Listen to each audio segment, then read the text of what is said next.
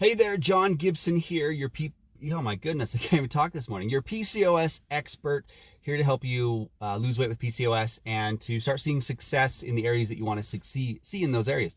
Now, today it's a really cold day. I'm sitting out in my car right now and it's cold, it's blowing. We've got snow everywhere. We're going to have about 4 or 5 more snowstorms the next couple of days. We've already been hit with 2 or 3 since Saturday. We got tons of snow everywhere. It's crazy. But anyways, I want to talk to you about some mistakes I see or things that I see. Okay, here's the funny thing with the whole weight loss world is we tend to, or the weight loss world tends to try to convince you of certain things that you need to do to be able to see results, to lose the weight.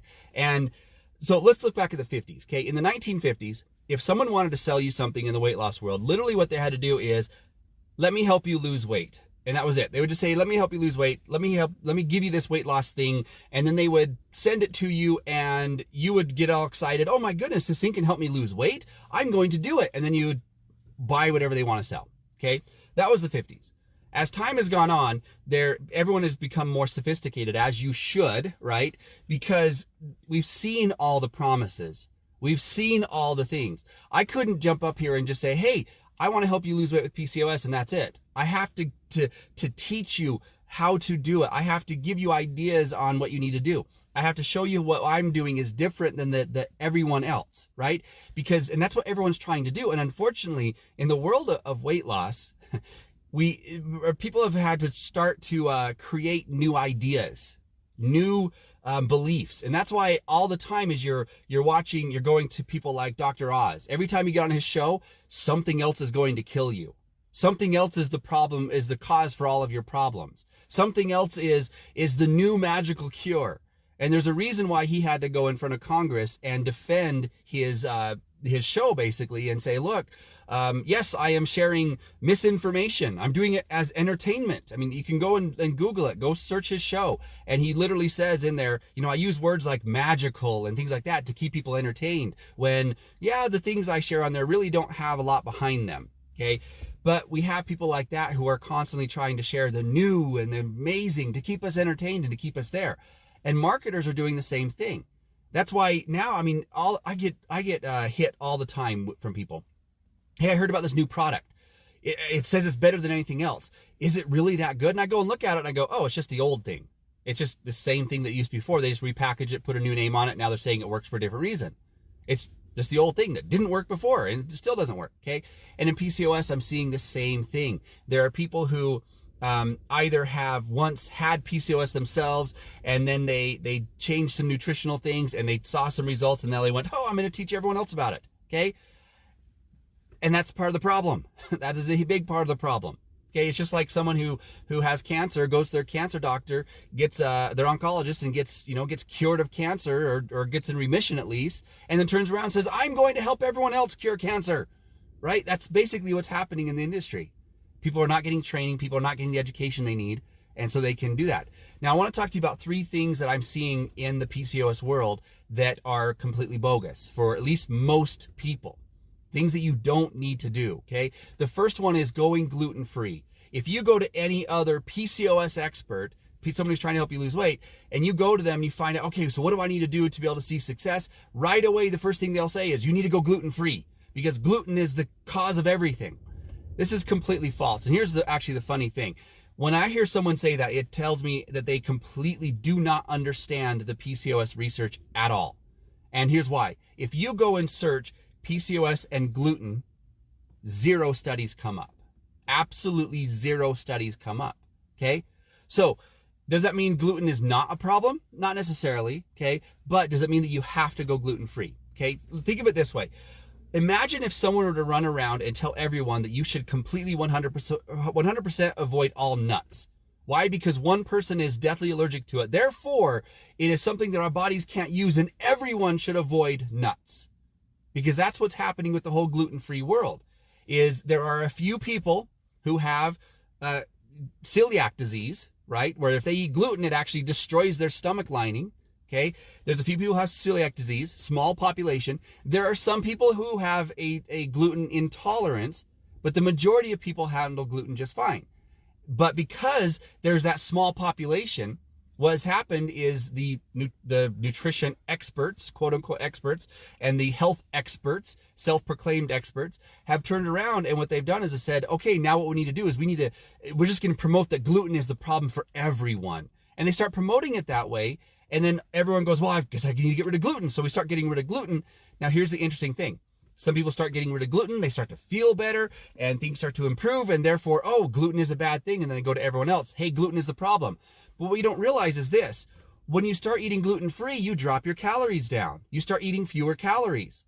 And I can tell you right now, every study on weight loss has shown that if people lose weight, their health improves, regardless of how they do it. There's been studies done on junk food, eating junk food and losing weight. And guess what? Everything improved. Their heart rate improved, their blood pressure improved, their cholesterol improved, their energy improved, everything improved, even though they ate junk food. Okay? Weight loss itself is what makes that improvement, not necessarily going gluten-free. Now, as an individual, should you individually avoid gluten? Maybe, but that's something you need to be tested for. You don't just need a blanket, do it a kind of a blanket thing of, oh, I'm just going to avoid gluten. If you want to, you can, but what I would recommend doing is you avoid gluten for quite a while, and then you add it back in and see what happens. If nothing changes, then why avoid gluten? Okay, I'll give you an example. My wife, for 8 months, I want to say it was about 8 months, she avoided gluten, dairy, eggs, and sesame seeds. Now, she was tested for all of these things and found that she had sensitivities to all of those. Okay, gluten, dairy, eggs, and sesame seeds. Now, we went gluten-free, and we were doing this. We went to a functional medicine doctor who was supposed to, cure her of everything, because they promised he could cure people of every ailment under the sun. Charged us $800 a month for supplements, and every time we came in, he had an excuse for why things weren't working. And it was never like, I don't know. He just couldn't figure it out. And after 8 months of being gluten-free, she came in and she's like, okay, I'm still feeling horrible. Nothing seems to be working. It's not helping. And he goes, you know what? Have you walked past the bakery section in the last few months? And she's like, well, yeah, why? He goes, that could be the reason why. Maybe gluten was in the air, you inhaled it. And I'm like, are you serious? We have to be that strict with gluten-free to be able to function? If that's the case, it's just not going to work. So she stopped doing the cold gluten-free thing, and again, nothing changed. One thing we did find was, for her, eggs do cause a problem, so she avoids eggs, okay? But it was when we added those things back in, we added one in at a time, that we found out, hey, it does cause a problem. So you as an individual, could gluten be an issue? Yes, okay? But I'll argue that probably the majority of people, gluten is not a problem. So if you go to a PCOS expert and they right away say, go gluten-free, that immediately tells me they don't understand PCOS. Okay, they don't understand gluten and gluten-free if they're telling everyone to go gluten-free. Okay, now the second thing that I see is you need to go dairy-free. And this one I'm not going to spend as much time on, because it's basically the same as with gluten. Yes, are there people who have issues with dairy? Definitely. There are people who have allergies to it, just like peanut allergies, but I'm not going to run around and tell everyone to avoid peanuts. Okay, I don't feel well when I eat certain foods. I'm not going to run around and tell everyone else, you should not eat these foods, because I don't feel well with them because of the way my digestive system works with those things. My digestive system is unique to me, okay? It doesn't mean that everyone else should be doing that. So if someone is telling you, you need to go dairy-free, again, that is a blanket statement of, I don't understand what I'm saying. I'm just going to say, you know what? How about anything that could possibly cause a problem, let's not do that thing, right? And then we kind of throw it out there. And that's, again, it's a big issue. The interesting thing when it comes to dairy is that the research is showing that dairy products can help PCOS. Okay, so if I go to someone and say, I want you to stop taking or consuming dairy, then I may be harming your PCOS. Okay, and I get a lot of arguments on this one when people say, well, were those funded by the dairy industry? Some were, some weren't. Okay, some of them weren't. But we still see benefits with some dairy products. And it could be just the calcium itself, and so it could just be calcium. Do you want to get that from somewhere else? That's totally fine, okay? I'm not one to push dairy, but I'm also not going to say you should avoid dairy as a blanket statement. So again, if someone is telling you, go gluten-free, go dairy-free, that tells me they do not understand the research on PCOS, and they are not looking at the research on PCOS. What they're doing is following the gurus and all those people out there who have their blanket statements about all things cause problems. Does that make sense? Okay, now the last one, okay, is keto. Now, I am not against keto, but if you hear me talk about keto, you probably get the feeling that I am against it. And the reason why is because I do talk down about it quite often. And the reason why is because it's the most popular diet at the moment, and everyone is pushing it as if it's the only diet. Years ago, I heard someone say this. They said nutrition and diet, it's more like a religion. They called it the Nutri-religion, okay? Because think about this. There are people who are, if you post, I dare you to do this. Go to your Facebook, just type the word keto and see what happens. Just put the word keto, okay? And I'll bet if you put that word keto, that it is going to be filled up with arguments about keto. You don't even put your opinion. You just put the word keto. And there's going to be people saying best diet in the world, most amazing thing ever. Another saying worst thing I've ever done, hardest thing, dumb, stupid, whatever. And you're going to see arguments on both sides. And people follow nutrition the same way they do religion. And they'll hold strong to it. Even if new research comes out and says, it may not be as good as we think, they're going to hold on to it. But here's what I've seen happen in the industry. There's about 4 or 5 people that, years ago, I kind of started following them just a little bit. And part of the reason why is because I want to understand different types of diets. I want to understand keto. And I feel like I've got a good hold on what keto actually is, how it works, what it does for the body. I want to understand every single diet out there so I understand how it actually works, so that I can tell the people I work with which diet is the best for them, okay? Help them find that diet. And here's the interesting thing is I found a group of people who were all about one type of diet. They promoted it like crazy. But the thing was, it was the most popular diet at the time. And they were making lots of money with it. But that diet started to die out. Do you know what they're promoting now? They're all over keto. They promote it like it is the greatest and best thing ever invented. Like every other diet before that just could not compare. And I'll guarantee you in 5 years, when keto is not that popular, when there is a new diet out there that's the most popular, they will be on that bandwagon also. They will constantly move from one to the next. Why? Because they can make more money with that. I'll guarantee you that I could make a whole lot more money. I could have a bigger car that you could see right now. I could have, nicer clothes, everything, if I promoted keto the same way that everyone else does. But I'm not going to do that.